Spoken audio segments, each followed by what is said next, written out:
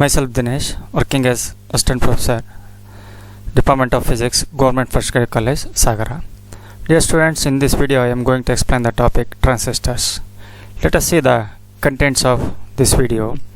Here this video consisting of transistor as overview, transistor biasing, transistor configurations, needs for stabilization, methods of transistor biasing, and voltage divider bias method, single stage transistor amplifier, practical circuit of a transistor amplifier, CE amplifier, comparison between CB, CE, CC amplifier, and finally transistor load line analysis. Let us see the transistor overview. Dear students, after knowing the details about a single PN junction or simply a diode, let us try to go for the two PN junction connections. If another p-type material or n-type material is added to a single PN junction, another junction will be formed. Such a formation is simply called as transistor. Students, basically the transistor consists of two back-to-back PN junctions manufactured in a single piece of a semiconductor crystal. These two junctions give rise to three regions called emitter, base, and collector. See here the symbols of NPN and PNP transistors as shown here. The arrowhead is always at the emitter, not at the collector, and in each case its direction indicates the conventional direction of current flow. For PNP transistor, arrowhead is pointed from emitter to base. Here pointed from emitter to base, meaning that emitter is positive with respect to base. For NPN transistor, it points from base to emitter. See here, base to emitter. That means base is positive with respect to emitter. Let us see the function of emitter, base, and collector. Here emitter means it is more heavily doped than any of the other regions because its main function is to supply majority charge carriers, either electrons or holes, to the base. Let us see the base, the function of base. Here it forms the middle section of the transistor. It is very thin, of the order of 10 to the power of minus 6 meter, as compared to either the emitter or collector, and is very lightly doped. Let us see the collector. Its main function is to collect majority charge carriers through the base. In most transistors, collector region is made physically larger than the emitter region because it has to dissipate much greater power. Because of this difference, there is no possibility of inverting the transistor, that is making its collector emitter and its emitter the collector. Here, what are the uses of transistors? Here, transistor acts as an amplifier where the signal strength has to be increased. Hence, the transistor is used as amplifier. A transistor also acts as switch to choose between available options. It also regulates the incoming current and voltage of the signals. See here, these are all commercially available transistors in the market with a different naming. Here this one is a heat sink transistor named as BU508A. This is NPN transistor. This one is metallic transistor named as SL100, and so on. There are so many types of transistors nowadays available in the market. Let us see the next one, transistor biasing. Dear students,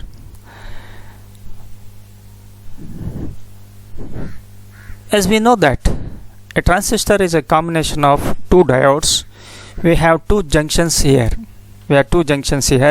As one junction is between the emitter and base. See here the diagram, that is called emitter base junction, and likewise the other is collector base junction. Here biasing is controlling the operation of the circuit by providing power supply. The function of both the PN junction is controlled by providing bias to the circuit through some DC supply. The figure here shows how a transistor is biased. Here PNP and NPN is there.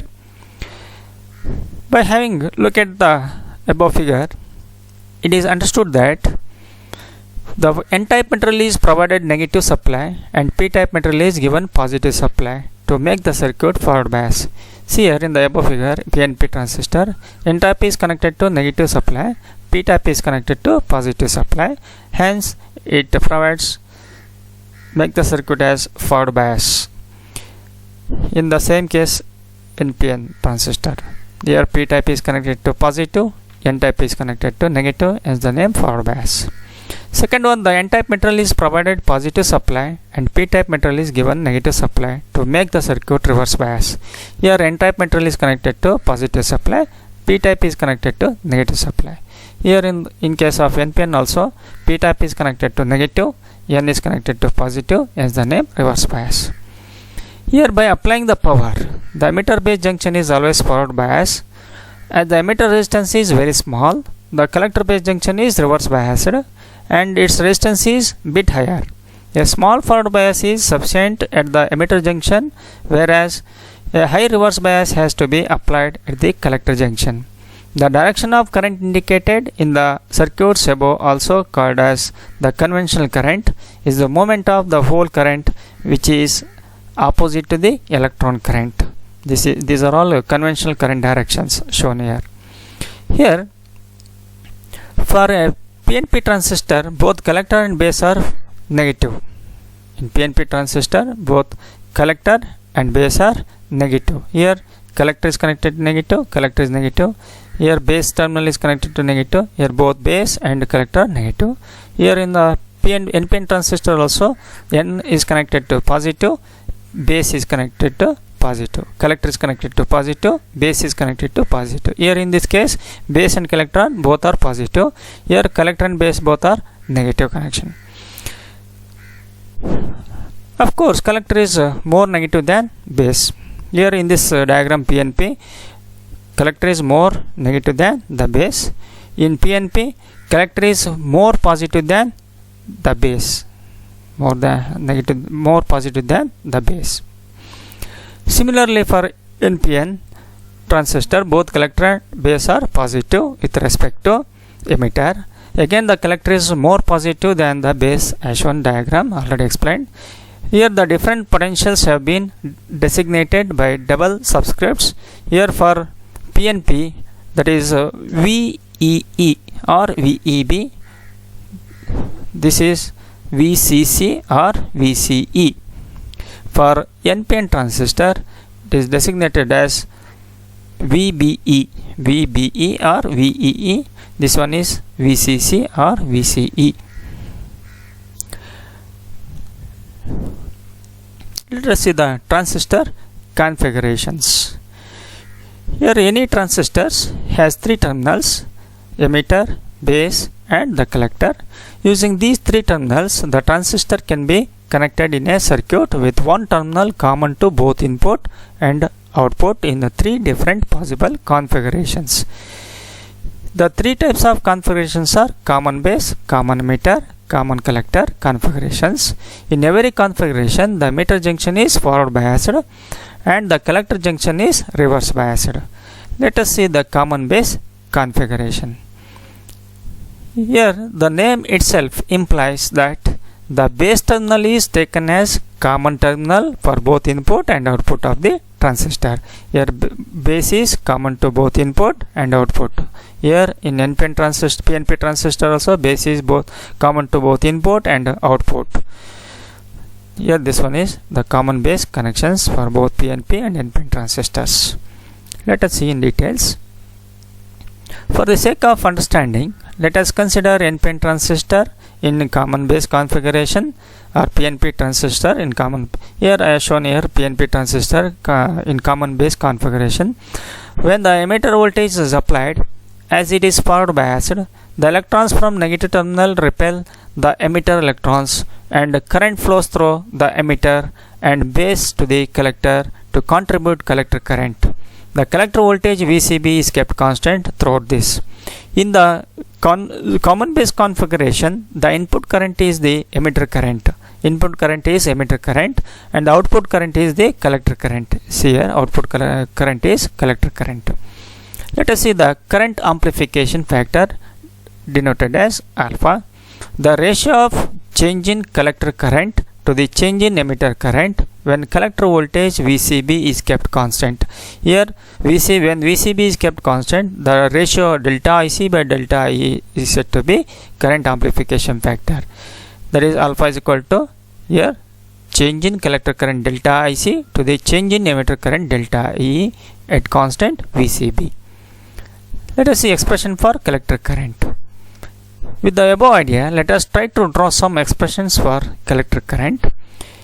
Along with the emitter current flowing, there is some amount of base current IB which flows through the base terminal IB which flows through base terminal due to the electron hole recombination. As collector base junction is reverse biased, see here collector base junction is reverse biased, there is another current which is flow due to minority charge carriers. This is the leakage current which can be understood as I leakage. Here I leakage. This is due to minority charge carriers and hence very small. The emitter current that reaches the collector terminal is denoted as alpha IE, current amplification factor alpha into emitter current IE. The total current is given by IC is equal to alpha IE plus leakage current I. That is called I leakage.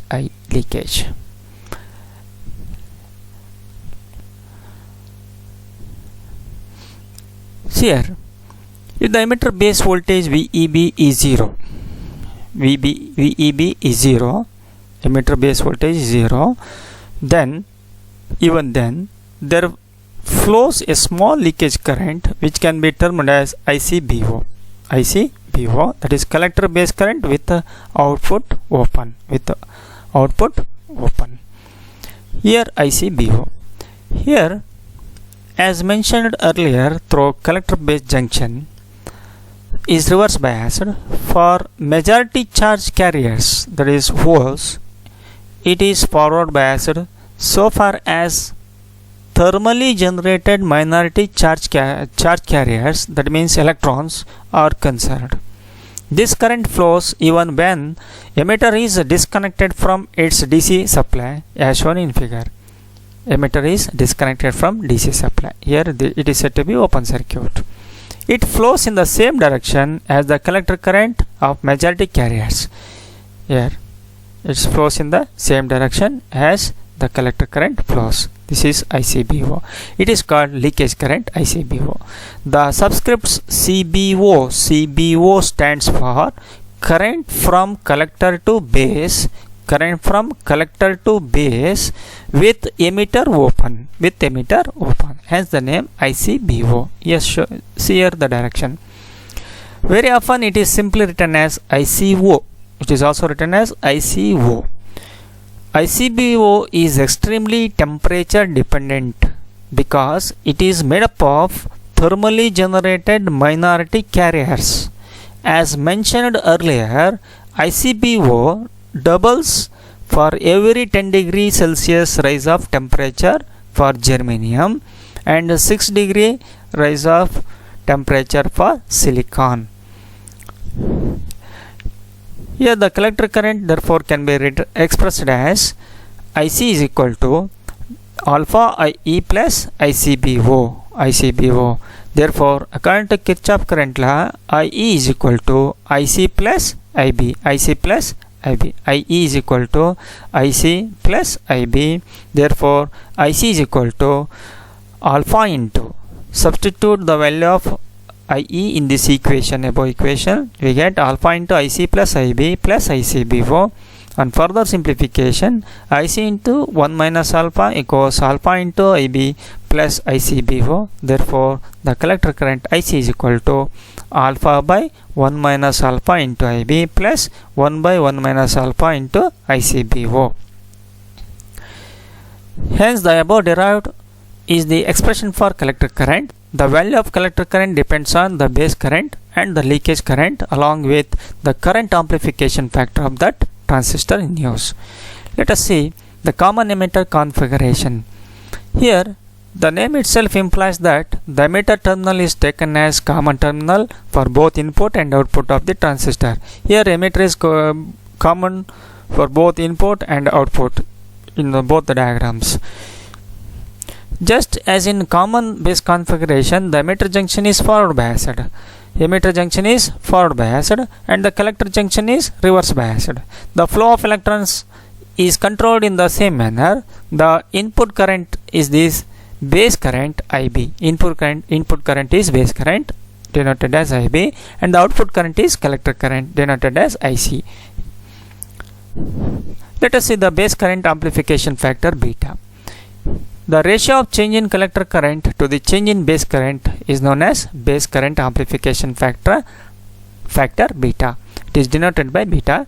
Here beta is equal to delta IC by delta IB. That means the ratio of change in collector current to the change in base current. Let us see the relation between beta and alpha amplification factors. Let us try to derive the relation between base current amplification factor and emitter current amplification factor. Here beta is equal to delta IC by delta IB. We know that alpha is equal to delta IC by delta IE. Here we know that IE is equal to IB plus IC. Therefore delta IE multiplied by delta on both sides, we get delta IB plus delta IC. There delta, on rearranging, delta IB is equal to delta IE minus delta IC.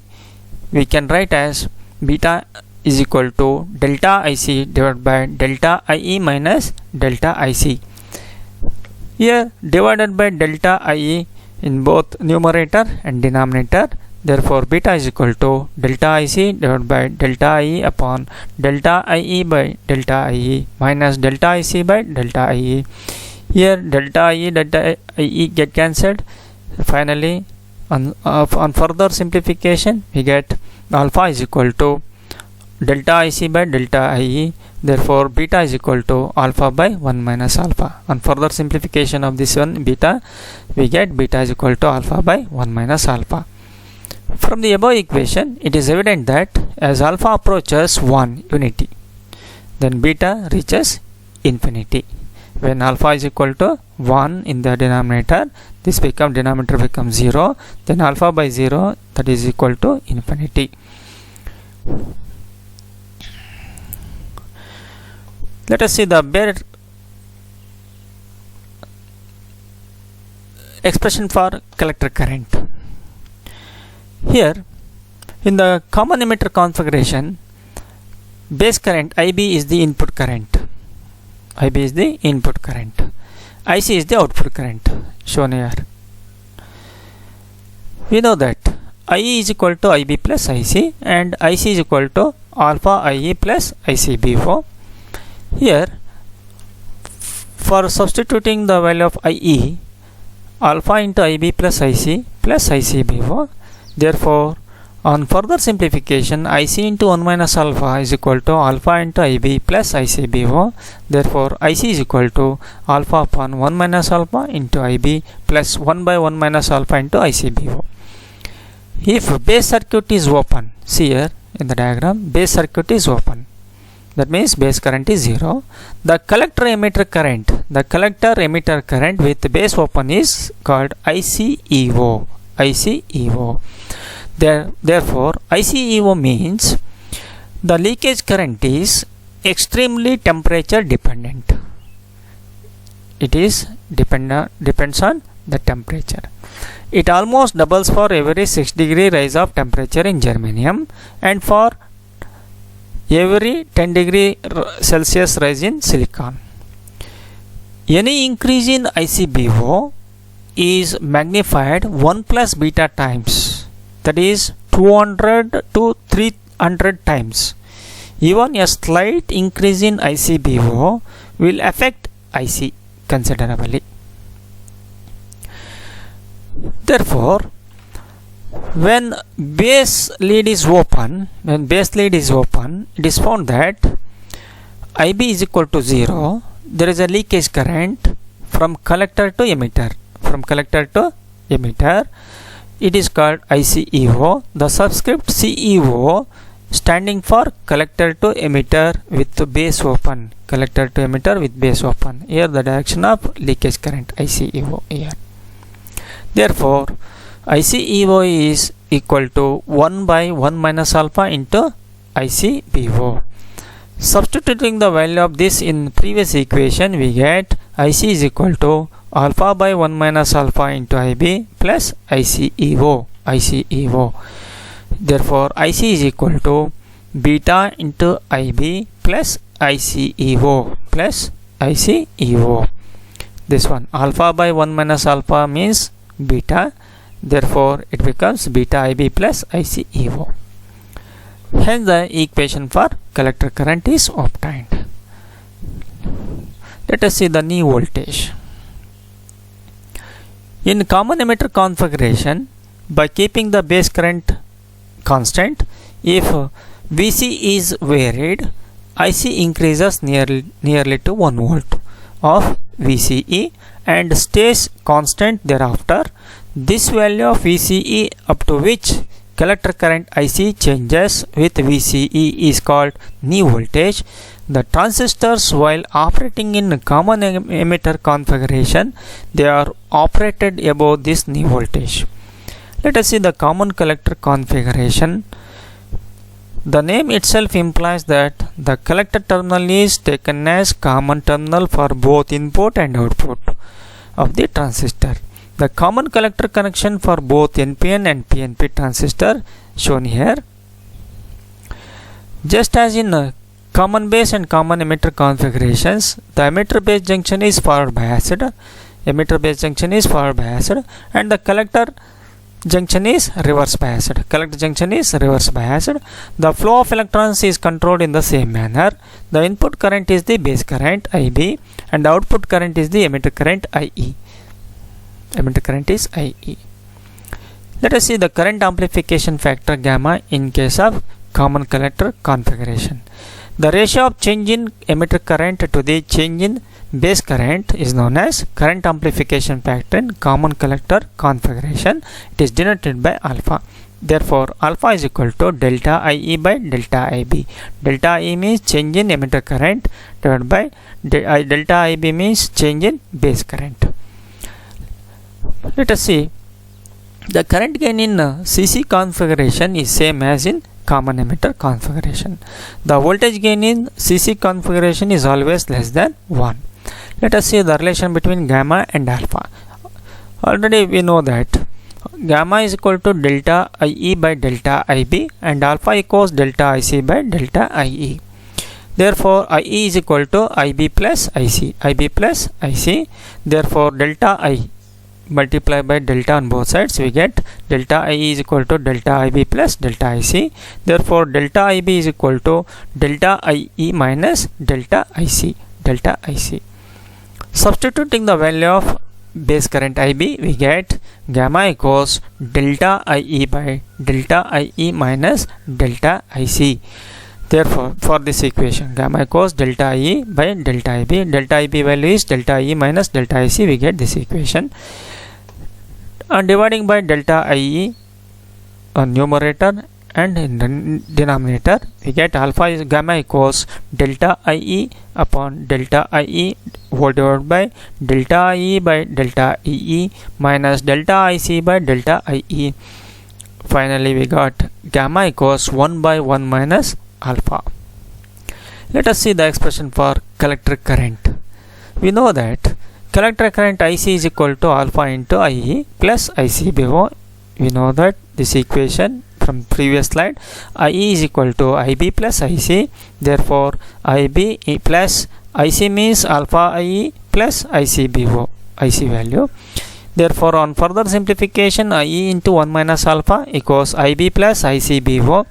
Therefore, IE is equal to IB divided by 1 minus alpha plus ICBO divided by 1 minus alpha. Therefore, IC is very nearly equal to IE. Collector current is equal to emitter current, that is equal to beta plus 1 into IB plus beta plus 1 into ICBO. This is the expression for collector current. Let us see the transistor biasing. Here, biasing is the process of providing DC voltage which helps in the functioning of the circuit. A transistor is based in order to make the emitter base junction forward biased. The collector base junction is reverse biased. See here, emitter base junction is forward biased, collector base junction is reverse biased, so that it maintains in active region to work as an amplifier. In the previous chapter, we explained how a transistor acts as an amplifier if both the input and output sections are biased. Here, transistor biasing. The proper flow of zero signal collector current and the maintenance of proper collector emitter voltage during the passage of signal is known as transistor biasing. The circuit which provides transistor biasing is called as biasing circuit. Let us see the needs for DC biasing. If a signal of very small voltage is given to the input of BJT, that means bipolar junction transistor, it cannot be amplified. Because of a bipolar junction transistor, to amplify a signal, two conditions have to be met. Let us see the first condition. The input voltage should exceed cut-in voltage for the transistor to be on. Second one, the BJT should be in the active region to be operated as an amplifier. It is very important. Operated point, that is active region point. If appropriate DC voltage and currents are given through BJT by external sources, so that BJT operates in active region and superimpose the AC signals to be amplified, then this problem can be avoided.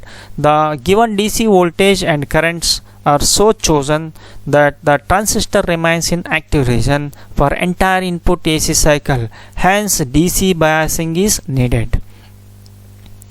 For a transistor to be operated as a faithful amplifier, the operating point should be stabilized. Let us have a look at the factors that affect the stabilization of operating point. Let us see the factors affecting the operating point. The main factors that affect the operating point is the temperature. The operating point shifts due to change in temperature. As the temperature changes, operating point shifts. As temperature increases, the value of ICE, beta, VBE gets affected. Therefore, ICBO gets doubled for every 10-degree rise of temperature. I already explained this one. VBE decreases by 2.5 millivolt for every 1 degree rise of temperature. So, the main problem which affects the operating point is temperature. Hence, operating point should be made independent of the temperature so as to achieve stability. To achieve this, biasing circuits are introduced. Let us see the stabilization. Stabilization is the process of making the operating point independent of temperature changes or variations in transistor parameters.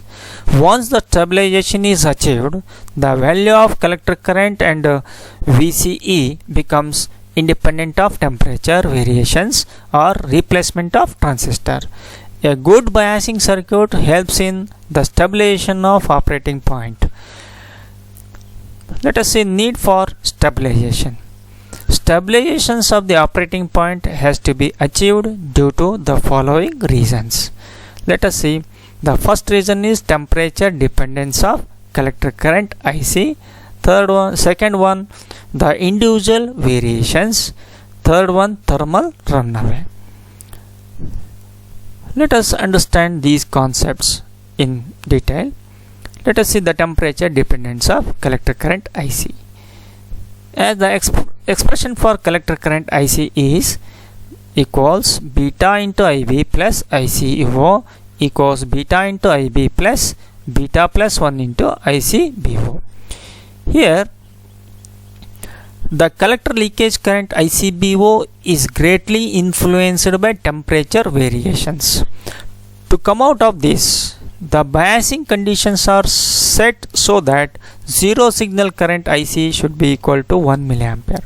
Therefore, the operating point needs to be stabilized. That is, it is necessary to keep the collector current constant. That means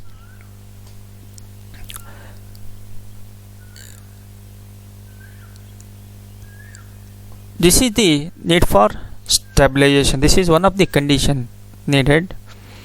Let us see the individual variations. As the value of beta and value of VBE are not same for every transistor, whenever a transistor is replaced, the operating point tends to change. Hence, it is necessary to stabilize the operating point. Let us see the thermal runaway. As we know that the collector current expression IC equals beta into IB plus ICEO. Here, I already explained about the ICBO and ICEO. In the same way, the leakage current is extremely temperature dependent. It almost doubles for every 6 degree rise of temperature in germanium and for every 10 degree rise in silicon. Any increase in ICBO is magnified, that is 1 plus beta times, that is 200 to 300 times. Even a slight increase in ICBO will affect collector current IC considerably. As IC increases, collector power dissipation increases, which raises the operating temperature that leads to further increase in collector current IC.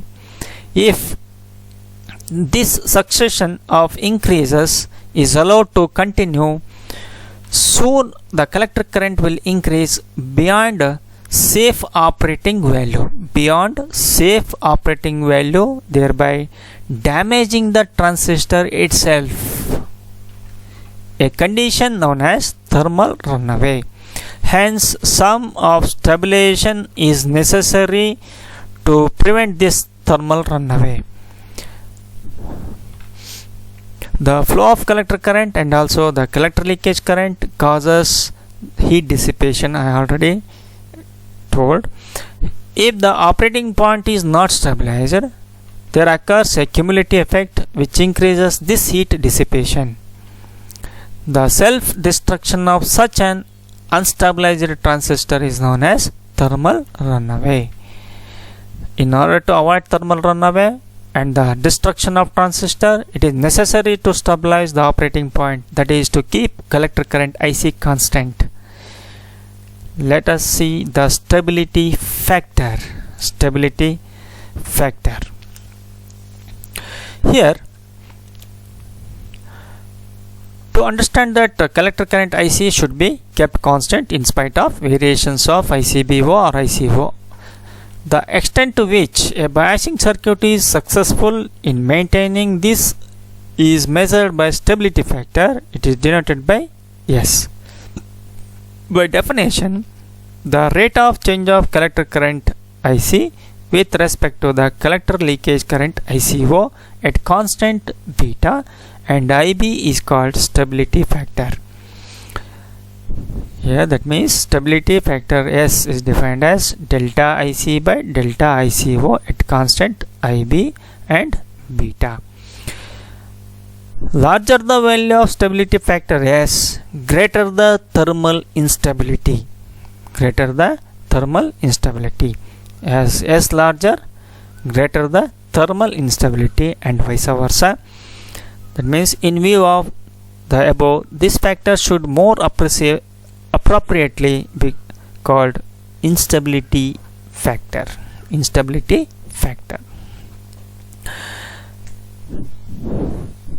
Hence, we can understand that any change in collector leakage current changes the collector current to a great extent.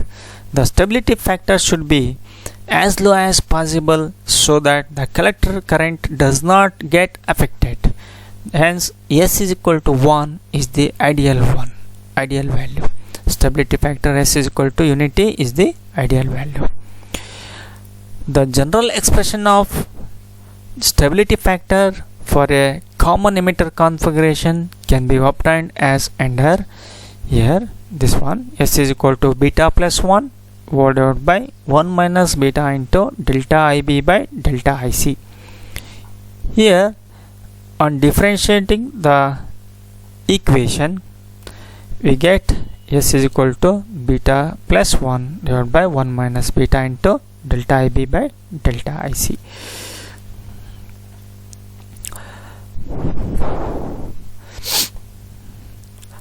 Let us see the methods of transistor biasing. The biasing in transistor circuits is done by using two DC sources VBB and VCC. It is economical to minimize the DC source to one supply instead of two, which also makes the circuit very simple. The commonly used methods of transistor biasing are: first one base resistor method, second one collector to base bias, third one biasing with collector feedback resistor, fourth one voltage divider bias. In these methods I am going to explain only the voltage divider bias method. Let us see the voltage divider bias method. Let us see the voltage divider bias method.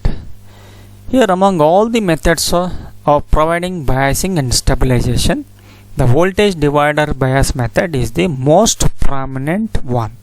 Here two resistors R1 and R2 are employed. Here R1 and R2 here in the diagram, which are connected to VCC, these two are connected to VCC and providing biasing. Hence these two resistors provides a biasing.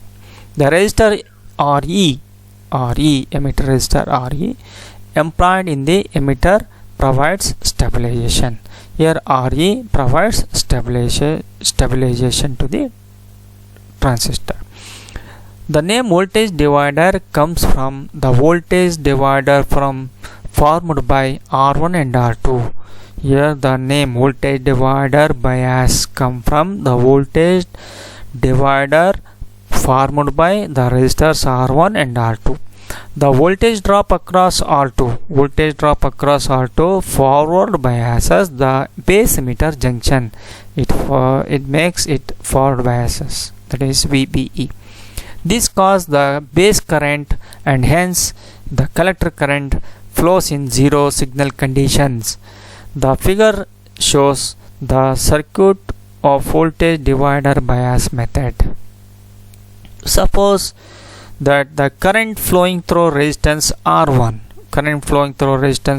is I1, as base current IB is very small, therefore it can be assumed with reasonable accuracy that current flowing through R2 is also I1. Now let us try to derive the expression for collector current and collector voltage. Before going to this one,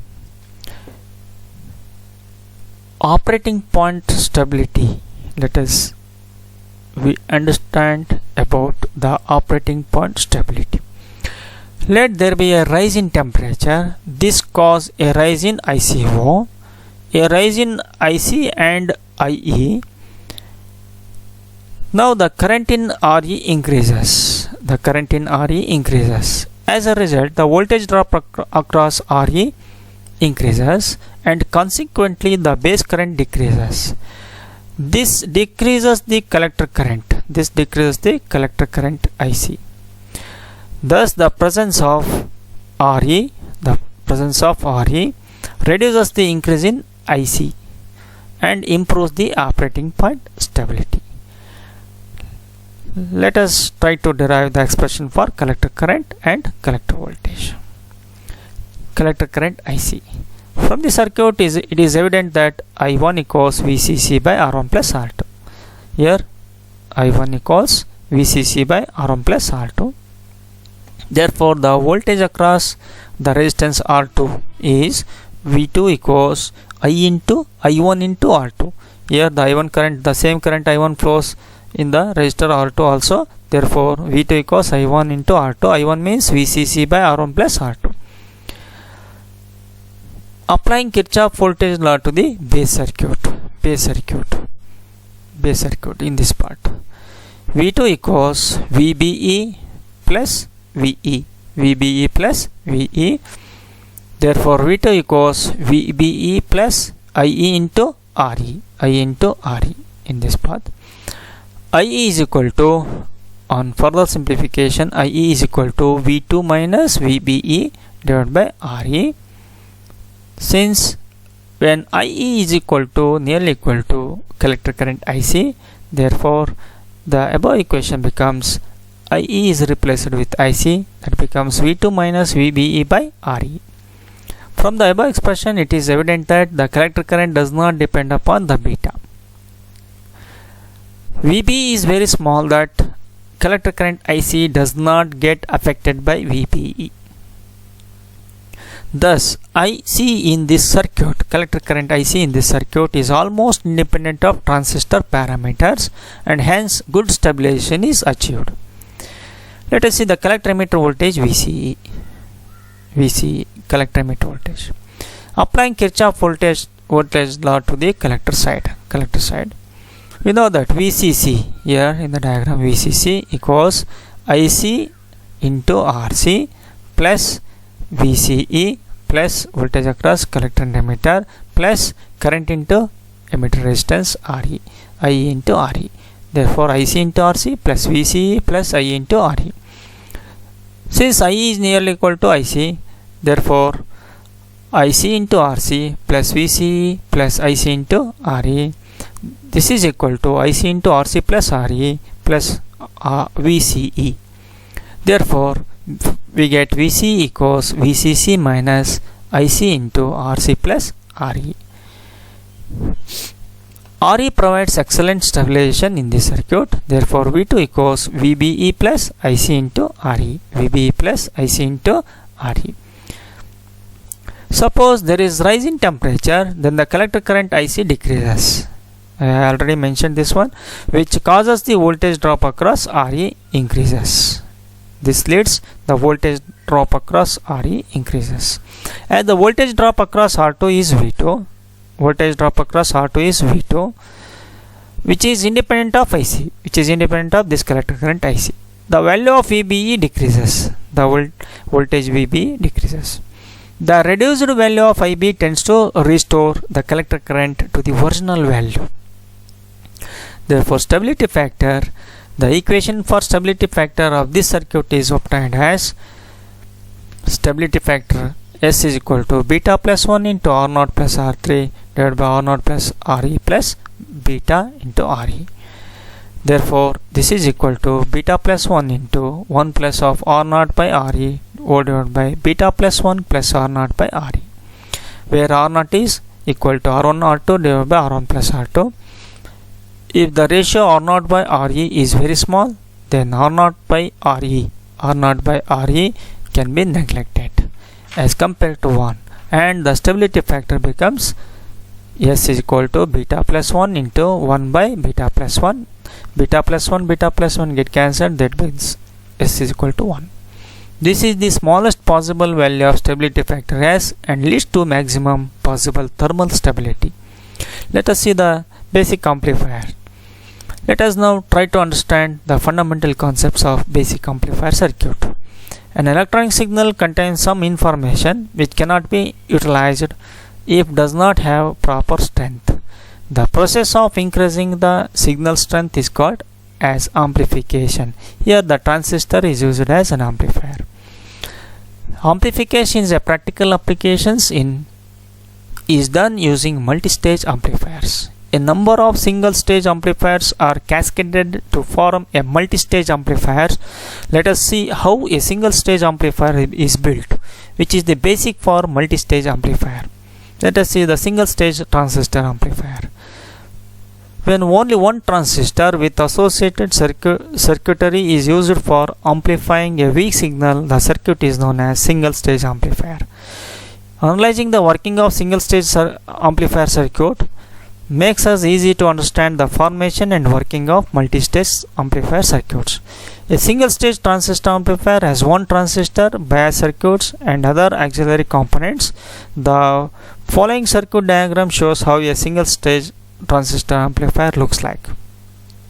When a weak input signal is given to the base of the transistor as shown, a small amount of base current flows due to the transistor action. A large current flows in the collector of the transistor. As the collector current is beta times of the base current, which means IC is equal to beta times of IB. Now as the collector current increases, the voltage drop across RC also increases, which is collected as the output. Hence a small input at the base gets amplified as the signal of larger magnitude and strength at the collector output. Hence this transistor acts as an amplifier. Here, as we know that the biasing methods, the base and emitter is forward bias and the collector region is collector base is reverse biased. The emitter base junction is always under forward biased. If DC bias voltage is not provided, then during the negative half cycle of the signal, input signal, the emitter base junction will be reverse biased.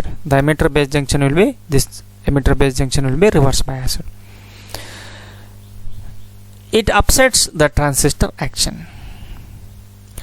First one, when no signal is applied, the input circuit, that is emitter base junction is forward biased. By the battery VBB.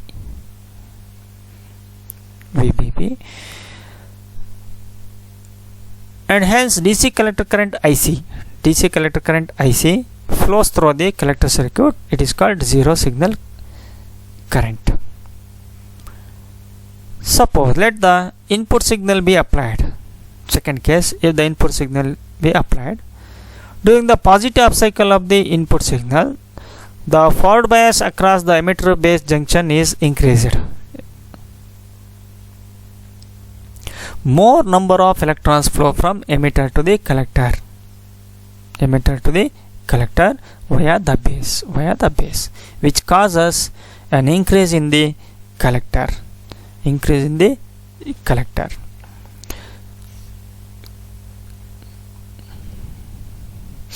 As a result, the voltage drop across the collector load resistance RC is more. Voltage drop across RC will be more. The collector current will be more. During the negative half cycle of the signal, the forward bias across the emitter base junction is decreased. The collector current decreases and hence the voltage drop across RC also decreases. In other words, it decreases the output voltage. Thus, the amplified output is obtained across the load resistance RC. Since the emitter base junction is under forward bias, the input circuit has low resistance. A small change in the signal produces an appreciable change in the emitter current. It causes almost the same change in the collector current due to transistor action. The collector current flowing through a high load resistance RC produces a large voltage drop across it. Thus, the weak signal applied between the emitter base, that is input circuit, comes out as amplified voltage across RC. So, the transistor acts as an amplifier. Let us see the practical circuit of a transistor amplifier. Here this is the practical circuit of a transistor amplifier, which represents a voltage divider biasing circuit. The various prominent circuit elements and their functions are shown here, that is described here. Let us see the one by one. First one, biasing circuit. The resistors R1, R2 and RE. R1, R2 and Re form the biasing and stabilization circuit, which helps in establishing a proper operating point. Input capacitance Cin here. This capacitor couples the input signal to the base of the transistor. The input capacitor Cin allows AC signal but isolates the signal source from R2. It isolates the signal source from R2. If this capacitor is not present, the input signal gets directly applied, which changes the bias at R2.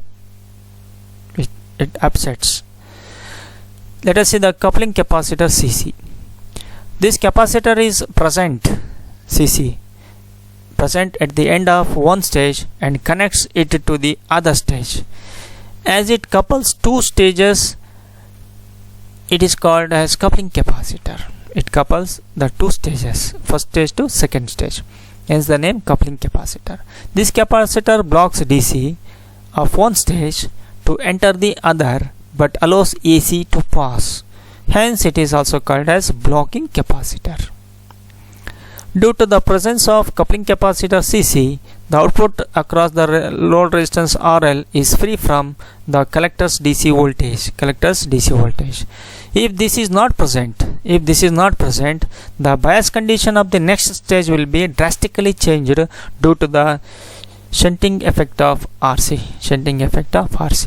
as it would come in parallel to R2 of the next stage. Let us see emitter bypass capacitor Ce. This capacitor is employed in parallel to the emitter resistor Re. The amplified AC signal is bypassed through this one. If this is not present, that signal will pass through Re. Which produces a voltage drop across Re that will feed back the input signal, reducing the output voltage.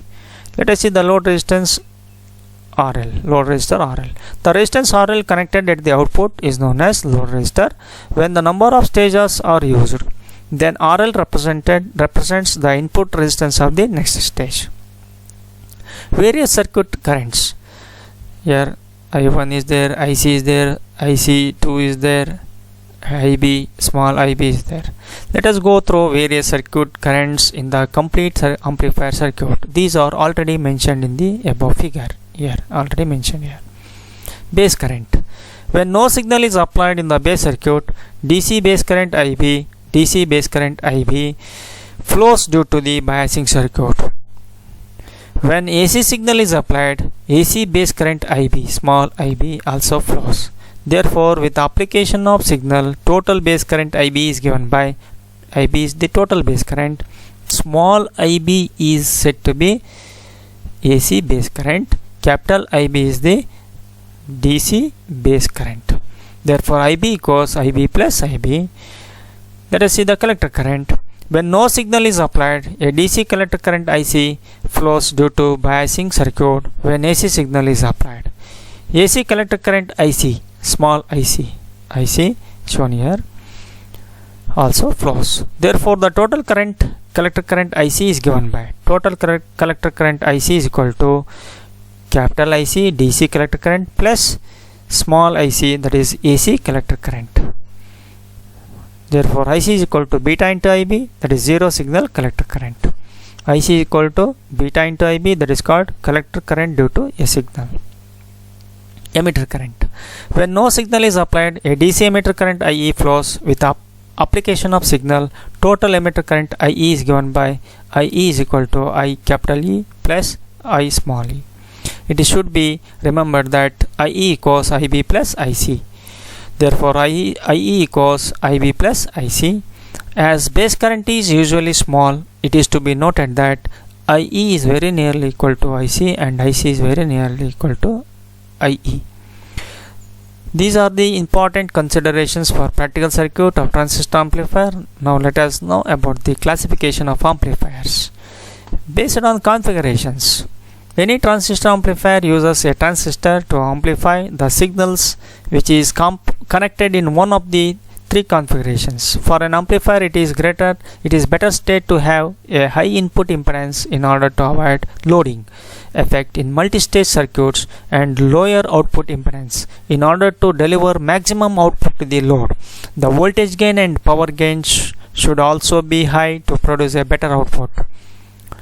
Let us now study different configurations to understand which configuration suits better for a transistor to work as an amplifier. CE amplifier. The amplifier circuit that is formed using CE configuration transistor combination is called CE amplifier. Let us see the construction. The common emitter amplifier circuit using NPN transistor shown here, the input signal being applied at the emitter base junction and output signal being taken from the collector base junction. The emitter base junction is forward bias, already explained. The collector base junction is reverse biased, VCC. The operating point is adjusted with the help of resistors RE and RC. Thus, the values of IC, IB and ICB are decided by VCC, VEE, RE and RC. Let us see the operation of the transistor amplifier. When no input is applied, the quotient conditions are formed and no output is present. When positive half of the signal is being applied, the voltage between the base and emitter increased because it is already positive with respect to ground. As forward bias increases, the base current too increases accordingly. Since IC equals beta into IB, the collector current increases as well. The following circuit diagram shows CE amplifier with self-bias circuit. The collector current when flows through RC, the voltage drop increases. When collector current flows through RC, the voltage drop increases. Therefore, VC equals IC into RC. Therefore, as a consequence of this, the voltage between collector and emitter decreases because VCB equals VCC minus IC into RC. Thus, the amplified voltage appears across RC. Amplified voltage appears across RC. Therefore, in CE amplifier, as the positive going signal appears as negative going signal, it is understood that there is a phase shift of 180 degree between input and output. CE amplifier has a high input impedance and lower output impedance than CB amplifier. The voltage gain and power gain are also high in CE amplifier, and hence this is mostly used in audio amplifiers. Let us see the input resistance. The input resistance is the opposition offered by the base emitter junction to the signal flow. By definition, it is the ratio of small change in base emitter voltage to the resulting change in base current, that is Ri equals delta VBE by delta IB. Output resistance. The output resistance of a transistor amplifier is very high. The collector current changes very slightly with a change in collector emitter voltage. By the definition, it is the ratio of change in collector emitter voltage to the resulting change in collector current at constant base current. Here R0 equals delta VCE by delta IC. Current gain factor. Here current gain. The current gain in terms of current when the changes in the input and output currents are observed is called as current gain. According to the definition, it is the ratio of change in collector current to the change in base current, that is delta IC by delta IB. That is beta equals delta IC by delta IB.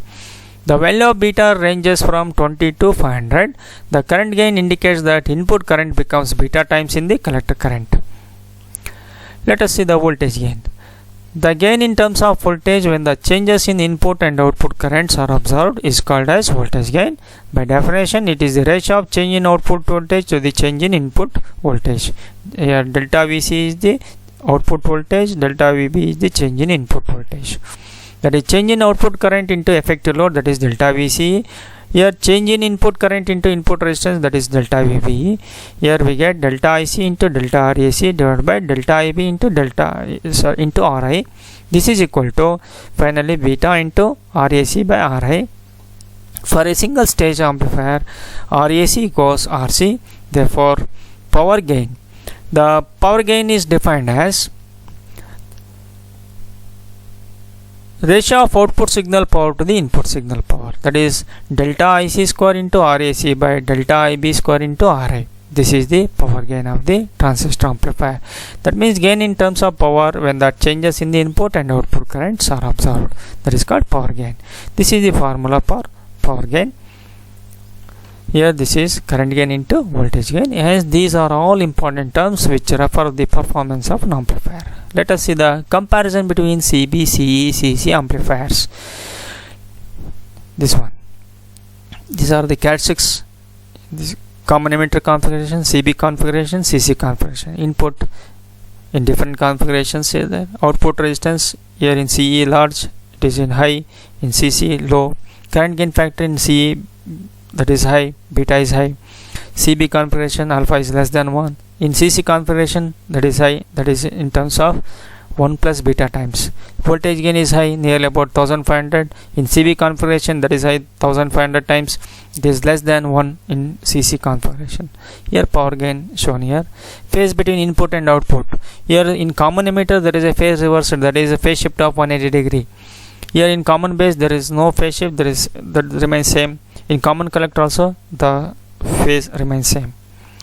Due to the compatibility and characteristic features, the common emitter configuration is mostly used in amplifier circuits.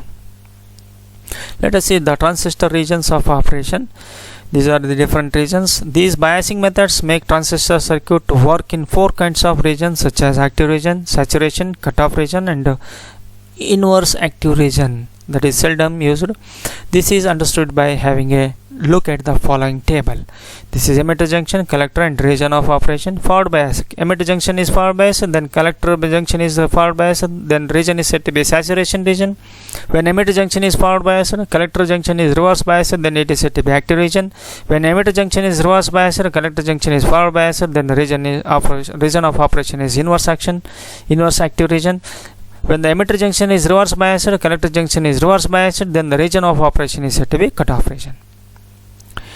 Among these regions, inverse active region, which is just the inverse of active region, is not suitable for any applications and hence not used. Let us see the active region. This is the diagram for active region. This is the region in which transistors have many applications. This is also called as linear region. A transistor, while in this region, acts as better amplifier. The following circuit diagram, this one, shows a transistor working in active region. This region lies between saturation and cutoff region. The transistor operates in active region when the emitter junction is forward biased and collector junction is reverse biased. Here mentioned in the chart. In active state, collector current is beta times the base current. That is IC equals beta times of base IB. Beta into IB. Let us see the saturation region. This is the region in which the transistor tends to behave as a closed switch. The transistor has the effect of its collector and emitter being shorted. The collector and emitter currents are maximum in this mode of operation. Here collector and emitter is shorted. Collector and emitters are shorter. It is short circuited. Then IC is equal to IE. The following figure shows the saturation region. The transistor operates in saturation region when both the emitter and collector junction are forward biased. In saturation mode, beta is less than IC by IB ratio. As in the saturation region, the transistor tends to behave as closed switch, hence IC equals IE, because collector and emitter are short circuited. Let us see cutoff region. This is the region in which transistor tends to behave as an open switch. The transistor has the effect of its collector and base being opened. The collector, emitter, and base currents are all zero in this mode of operation. This is cutoff region circuit diagram. Here open between emitter and collector. Emitter and collector, there is a open circuit. The transistor operates in cutoff region when both the emitter and collector junctions are reverse biased. As in cutoff region, the collector current, emitter current, and base currents are nil. We can write as IC equals IE equals IB equals 0. There is no currents. Base current, collector current, emitter current, all are equal to 0. Let us see the transistor load line analysis.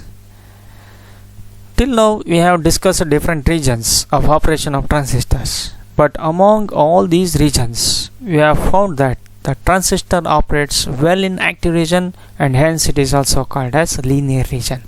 The outputs of transistors are the collector current and the collector voltages. Let us see the output characteristics in brief. When the output characteristics of a transistor are considered, the curves looks as below for different inputs values. Here VCE versus IC, here for different base current values, IB1, IB2, IB3, IB4. For 2 ampere, 2 microampere, 4 microampere, next IB3, 6 microampere, 10 microampere, and so on. Then we got the graph like this. This is output characteristics. In the above figure, the output characteristics are drawn between the collector current and collector voltage VCE for different values of beta current IB. These are considered here for different inputs values to obtain different output curves. Let us see the load line. When a value for the maximum possible collector current is considered, that point will be presented on y-axis, which is nothing but the saturation point. As well, when a value of maximum possible collector current, collector emitter voltage is considered, that point will be present on the x-axis, which is the cutoff point. When a line is drawn joining these two points, such a line called as load line, this is called so as it symbolizes the output at the end, output at the load. This line, when drawn over the output characteristics curve, makes contact at a point called as operating point or quotient point, or simply Q point. The concept of load line can be understood from this graph. Here the load line is drawn by joining the saturation point and cutoff points. The region that lies between these 2 points, is the linear region. A transistor acts as good amplifier in this linear region. If this load line is drawn only when DC biasing is given to the transistor but no input signal is applied, then such a load line is called DC load line. Whereas the load line drawn under the conditions when an input signal along with the DC voltages are applied, such a line is called as an AC load line. Let us see the DC load line. When the transistor is given the bias and no signal is applied at its input, the load line drawn under the condition, such a conditions can be understood as DC condition. Here there will be no amplification as the signal is absent. The circuit will be as shown below here. This one, DC load line circuit. The value of collector emitter voltage at any given time will be VC equals VCC minus IC into RC. Here VC equals VCC minus IC into RC, as VCC and RC are fixed, these two values are fixed. The above one is a first degree equation and hence will be a straight line on the output characteristics. This line is called DC load line. The figure below shows the DC load line curve. To obtain the load line, the two endpoints of the straight line are to be determined. Let those 2 points be A and B. To obtain the point A, when collector emitter voltage VC equals 0, the collector current is maximum and is equal to VCC by RC. This gives the maximum value of VCE. This is shown as VC equals VCC minus IC into RC. Refer the previous slide diagram. Therefore, when VC equals 0, then it equals VCC minus IC into RC. Therefore, IC equals VCC by RC. This gives the point A. This equation gives the point A. This is the point A on the y-axis, on the collector current axis. Let us see how to obtain B, the point B on the curve. When the collector current IC equals 0, then the collector emitter voltage is maximum and will be equal to the VCC. This gives the maximum value of IC. This is shown here. When VC equals VCC minus IC into RC, this is equal to VC. Because when IC equals 0, then VC equals VCC. This gives the point B. This is VCC and this VCA axis, x-axis, which means that The collector emitter voltage axis shown here in the above figure. Hence we got both the saturation and cutoff points determined and learned that the load line is straight line, so as a DC load line can be drawn. AC load line. The DC load line discussed previously analyzes the variation of collector current and voltages when no AC voltage is applied, whereas the DC load line gives the peak to peak voltage or the maximum possible output swing for a given amplifier. We shall consider an AC equivalent circuit of a C amplifier for our understanding. From the above figure, VC equals RC parallel to R1 into IC collector current. Therefore, small RC equals RC parallel to R1. This is equivalent circuit, AC equivalent circuit of C amplifier.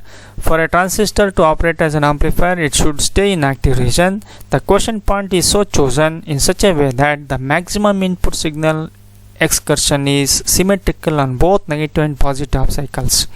Therefore, V maximum equals VCEQ and V minimum equals minus VCEQ. Therefore, VCEQ is the emitter collector voltage at quotient point. The following graph represents the AC load line which is drawn between saturation and cutoff points. Here the graph. The following graph represents AC load line which is drawn between saturation and cutoff points between the 2 points A and B. The current IC at the saturation point is I saturation equals ICQ plus VCEQ by RC. Therefore, the voltage VC at the cutoff point is VCE cutoff equals VCEQ plus ICQ into RC small rc. Hence, the maximum current for the corresponding VCEQ equals VCEQ by RC parallel R1 is ICQ equals ICQ into RC parallel R1. Hence, by adding quotient currents, the endpoints of AC load line are IC saturation equals ICQ plus VCEQ divided by RC parallel R1. Therefore, VCE cutoff equals VCE plus ICQ into RC parallel R1 according to Kirchhoff voltage law. AC and DC load line. When AC and DC load lines are represented in graph, it can be understood that they are not identical. Both of these lines intersect at the Q point or quotient point. The endpoints of AC load line are saturation and cutoff points. This is understood from the figure below. There, AC load line and this is DC load line. When there is two load lines are intersect at this point is said to be Q point or quotient point. From the above figure, it is understood that the quotient point, the dark spot is obtained when the value of base current IB is 10 milliampere. For example, IB is 10 milliampere. This is the quotient point at this time, IB value. This is the point where both AC and DC load lines intersect. In this chapter, we will discuss the concept of quotient point or the operating point in brief. Let us see the operating point. When a line is drawn joining the saturation and cutoff points, such a line can be called as load line. This line, when drawn over the output characteristics curve, makes contact at a point called as operating point. This operating point is also called as quotient point or simply Q point. There can be many such intersecting points, but the Q point is selected in such a way that irrespective of AC signal swing, the transistor remains in the active region. The following graph shows how to represent the operating point. Here this is the saturation cutoff point, this is load line, this is the quotient point on the IB axis. The operating point should not get disturbed, as it should remain stable to achieve faithful amplification. Hence, the quotient point or Q point is the value where the faithful amplification is achieved. Thank you, one and all. Thank you very much.